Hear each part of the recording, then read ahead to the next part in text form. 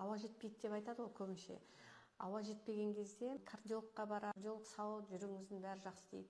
Өкпесін түсіреді, өкпеде айтады, өкпеңіз жақсы дейді, бірақ ауа жетпейді, жүрек қысады. Соның барлығының себебі мына біздегі перикард деген болады, жүректің қапшығы. Сол қапшық қысылып қалады. Қысылады қалай? Связкасы болады, мына диафрагма менен сол перикардтың ортасында связка болады. Ол мынау 7-ші позвонок бар, мойын соғанда қысылады, сондықтан да вдовий горб деп шығады ғой әйелдерде.